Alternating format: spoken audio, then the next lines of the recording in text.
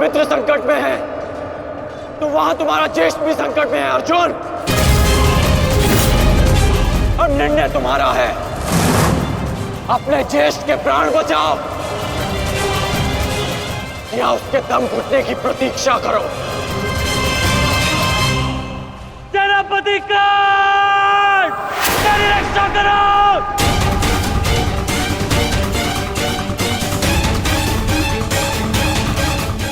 संभव। भीम तो बंधन में बंधा है, फिर दुशासन क्यों चीख रहा है?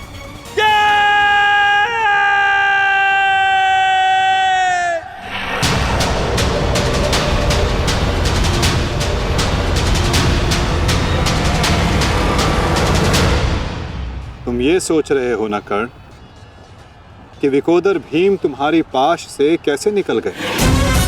कदाचित तुम भूल रहे हो कि विकोदर भीम पवन पुत्र है और पवन को कौन रोक सकता है?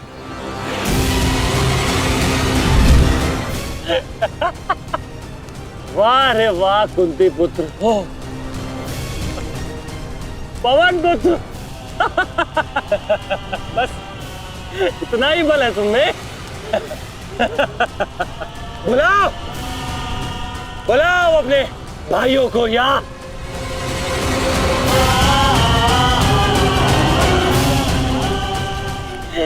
पांच पिताओं को।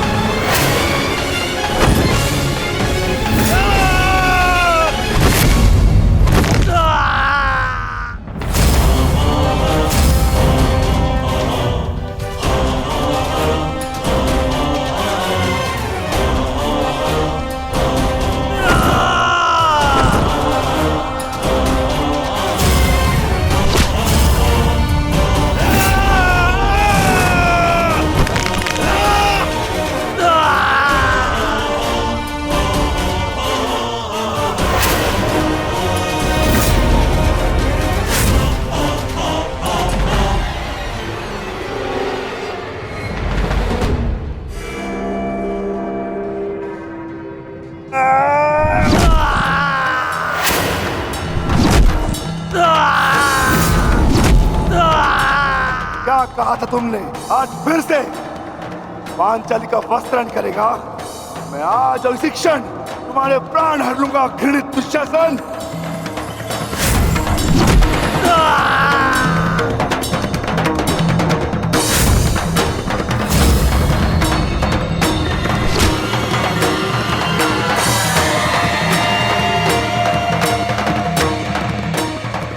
इसी भांति तुम पांचाली के केश पकड़कर युद्ध सभा में लाए थे ना?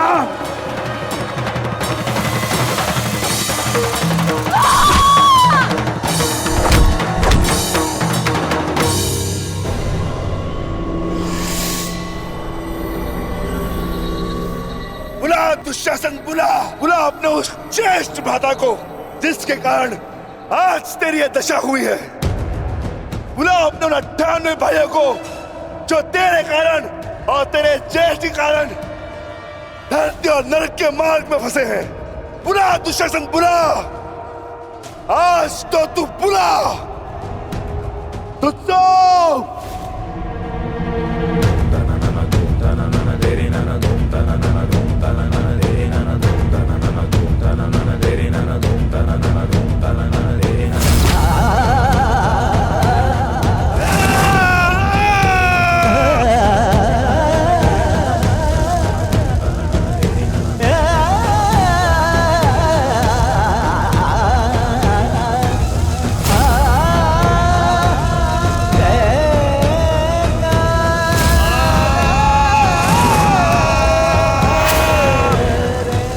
इसी भांति तुमने पांचाली के केश पकड़कर उसे घसीटा था ना? चल दुशासन।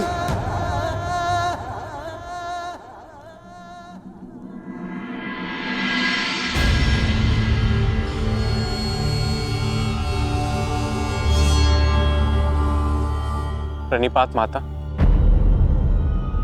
पिताश्री ने आपको कुरुक्षेत्र में प्रस्तुत होने का आह्वान दिया।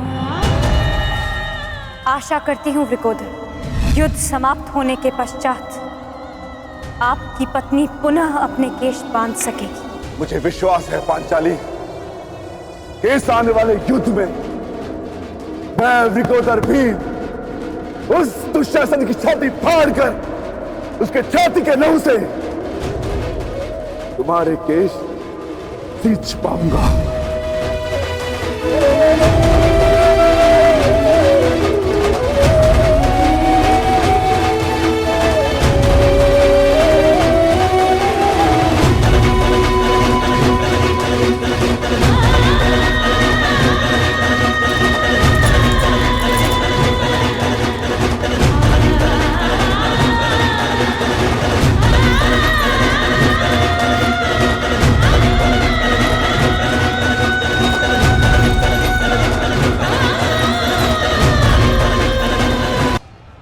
भ्राता भीम की पुकार का अर्थ तो समझ रहे हो ना दुर्योधन? आज तुम्हारा 99वां अनुज भी जीवित नहीं बचेगा।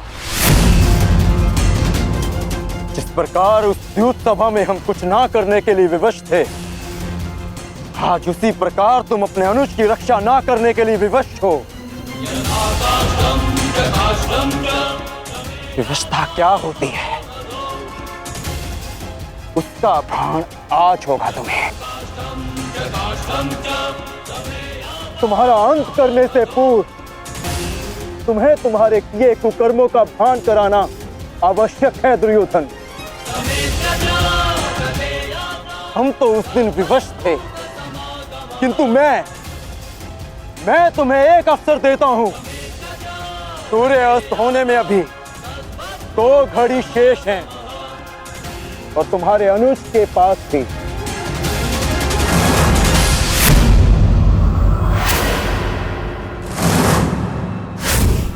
जाओ, बचा सकते हो तो बचा लो अपने अनुज को।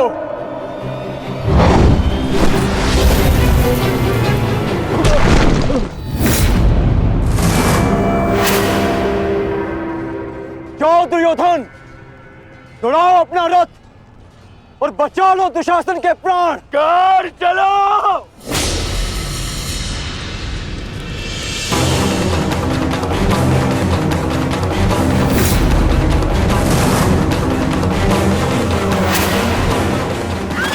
ध्यान रखना कर्ण, आज किसी के रथ का वेग भ्राता भीम के प्रहार से अधिक शक्तिशाली नहीं होगा। आज पांचाली के अपमान का प्रतिकार लेने से कोई नहीं रोक सकता भ्राता भीम को।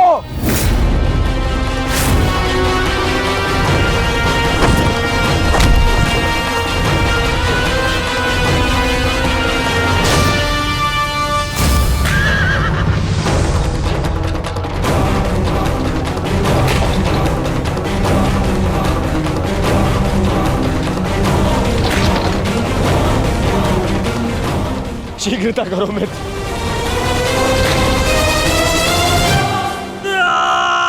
चीखो दुशासन चीखो, इतना चीखो कि अंधा युग तुम्हें सुन तो सके कि जिन्हें द्रौपदी का क्रंदन दिखाई ना दिया उन्हें तेरा ये रुदन सुनाई तो दे। चीखो दुशासन कि संसार को संदेश मिले कि क्यों किसी स्त्री का अपमान नहीं करना चाहिए। एक नारी के टूटे हुए दर्प के टुकड़े जब छाती में चुभते हैं तो कैसा लगता है। गति बढ़ाओ मित्र, मेरा अनुज संकट में है।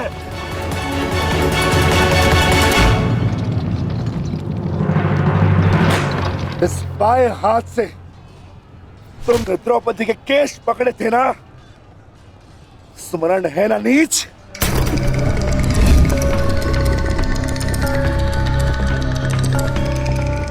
तुमने पांचाली का नहीं समस्त नारी जाति का अपमान किया है। आपको तुम्हारे धड़ पर रहने का कोई अधिकार नहीं।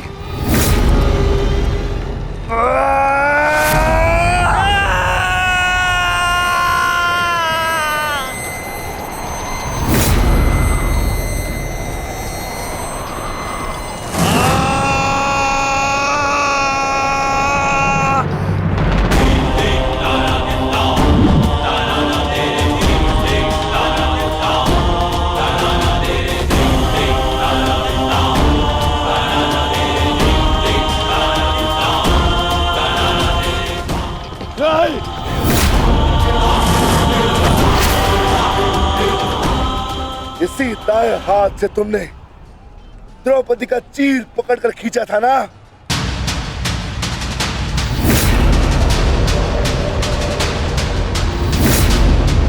अब चीर क्या, तुम लीर भी नहीं खींच पाओगे।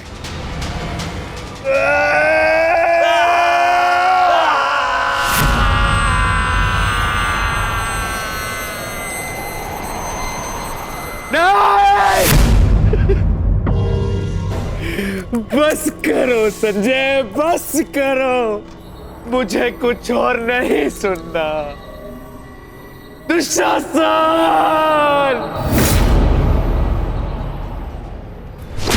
इसी छाती को पीट पीट कर तुमने पुरुषार्थ का ढोल पीटा था ना, अपने पुरुष होने का दम भरा था ना।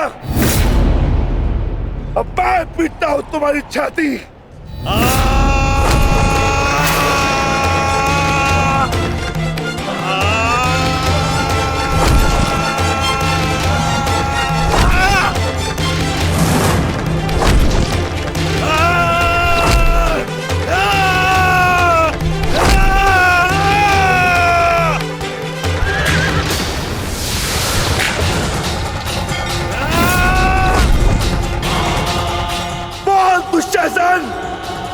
तुमने क्या कहा था पांचाली को? बोल, तुमने क्या कहा था पांचाली को? वैश्य! बोल दुशासन, फिर से बोल।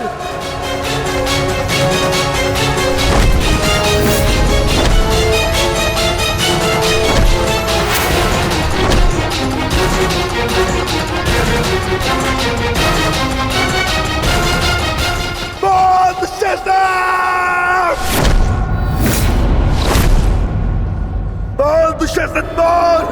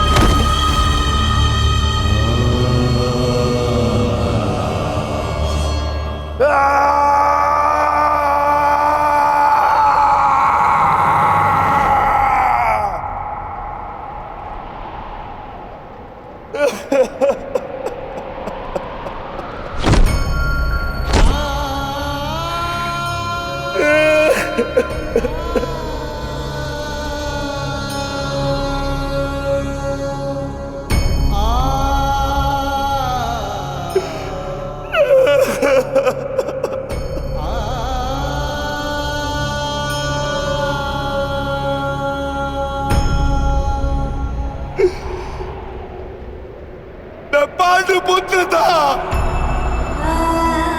मैं देवपुत्र था। तुमने मुझे क्या बना दिया दुशासन?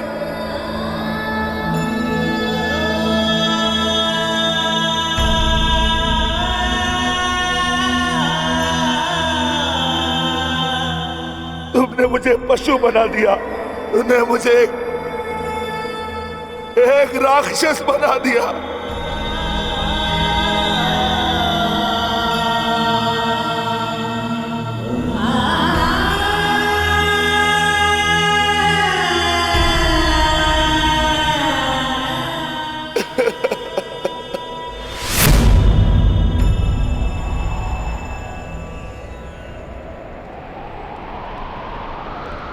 मैंने अपनी प्रतिज्ञा पूर्ण की पांचाली, परंतु मेरे प्रश्न का उत्तर पूर्ण नहीं हुआ। क्यों मुझे ऐसे युग में जन्म लेना पड़ा जहां मुझे अपने ही भाई के रक्त से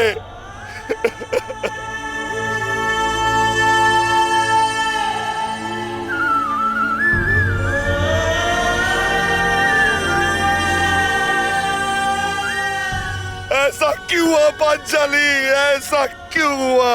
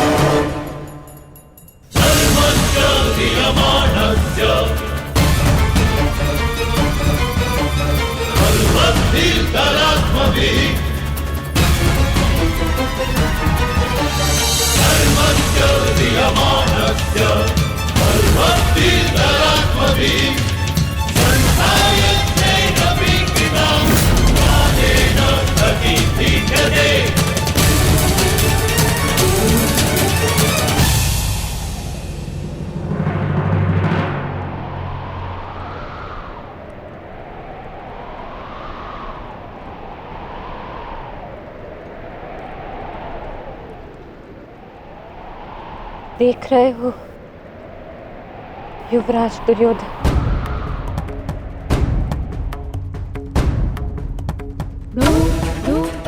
देख रहे हो अंगराज कर्ण, ये लहू, ये रक्त, ये 5 गांव ना देने का मूल्य नहीं।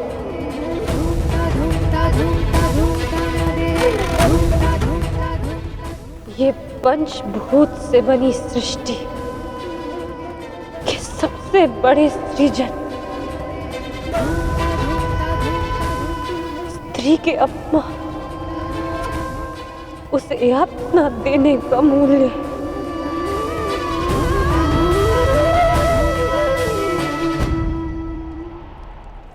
एक स्त्री,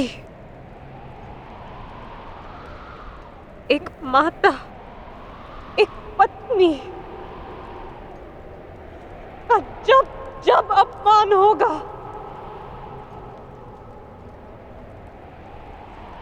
तब तब ऐसा दृश्य दोहराया जाएगा।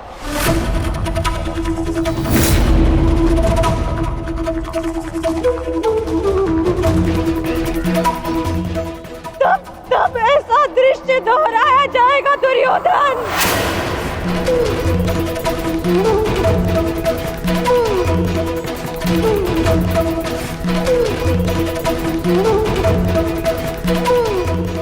एक स्त्री को अश्रुओं से स्नान कराने का मूल्य रक्त स्नान से चुकाया जाएगा।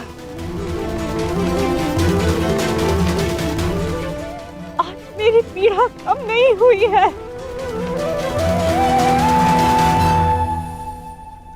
और बढ़ गई है।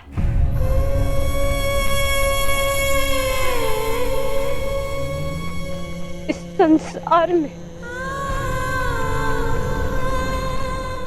किसी को भी द्रौपदी जैसा भाग्य ना मिले, जिसे अपने ही कुल के सामने, अपने ही कुल के पुरुषों के हाथों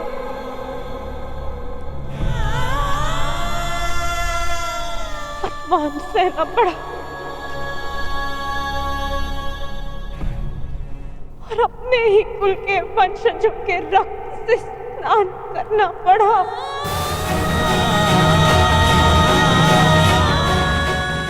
हे ईश्वर,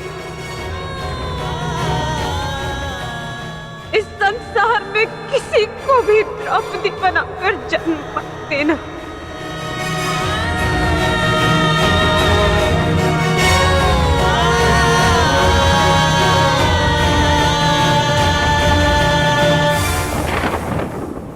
आपके लिए अपने प्राण देकर प्रसन्नता होगी मुझे, क्योंकि मेरे माता पिता ने आज तक मेरा मुख नहीं देखा, और मेरे लिए आप ही मेरे पिता और आप ही मेरी माता हैं। मेरा भाई, मेरा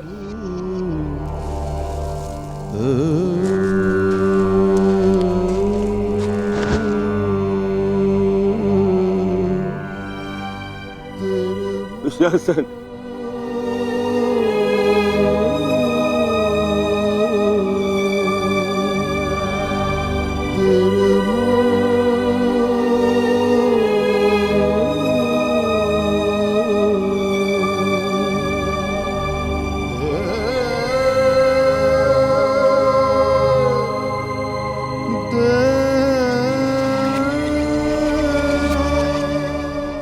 उठ जा, उठ जा, देख युद्ध समाप्त हो गया है। तेरी भुजाओं के बल के सहारे ही तो मुझे संसार पर राज्य करना था।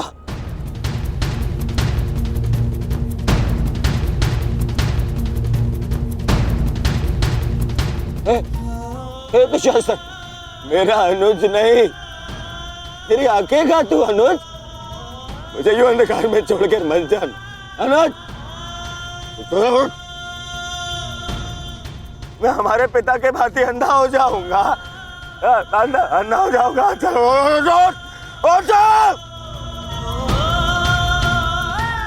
अरे अरे इसकी बुझाए क्या है? अरे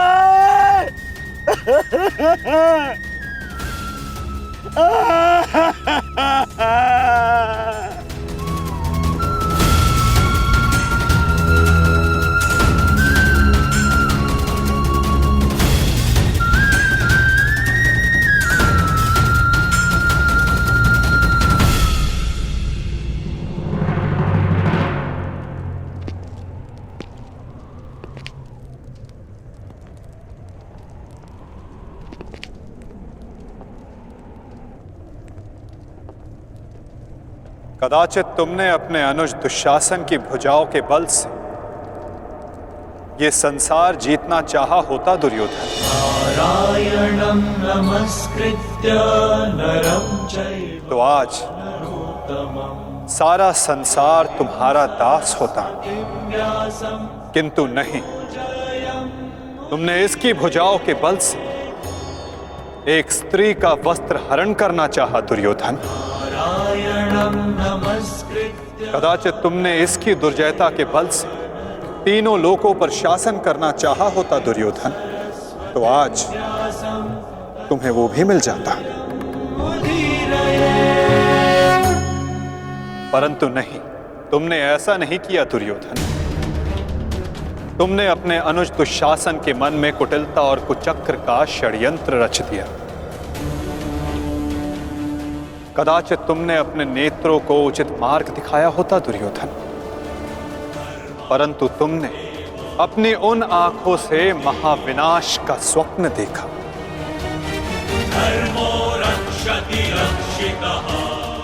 स्मरण रहे दुर्योधन, नियति, धरती और प्रकृति ये तीनों स्त्री हैं। और जब जब स्त्री का अपमान होगा, नियति पुरुष के विरुद्ध होगी। धरती उस अपमान का भार नहीं सहेगी और प्रकृति उसे नष्ट कर देगी।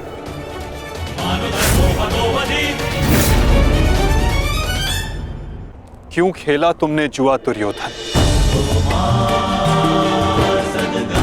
क्या तुम्हारे अनुजों में, क्या तुम में पुरुषार्थ कम था जो द्यूत खेलने की आवश्यकता पड़ी?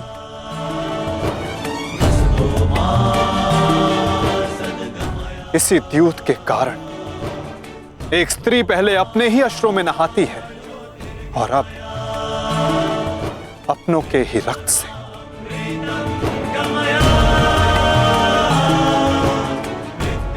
क्यों किया तुमने ये लालच दुर्योधन? क्यों रचा ये कुचक्र? इसी द्यूत, इसी कुचक्र, इसी लालच के कारण रचता है ये युद्ध, ये महाविनाश, ये महाभारत।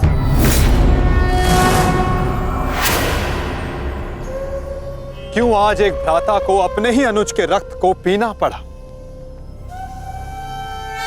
और दूसरा आज स्वयं के रक्त में लथपथ है?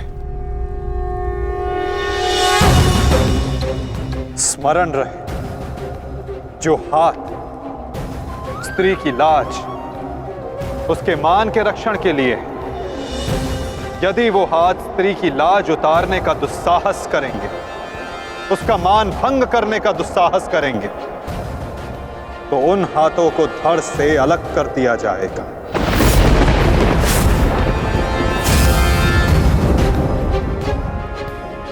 जो वस्त्र हरण करेंगे, उनका प्राण हरण होगा। जब जब किसी की आंखें अनुचित होता देखना स्वीकार करेंगी, तब तब उन आंखों को बंद होना होगा।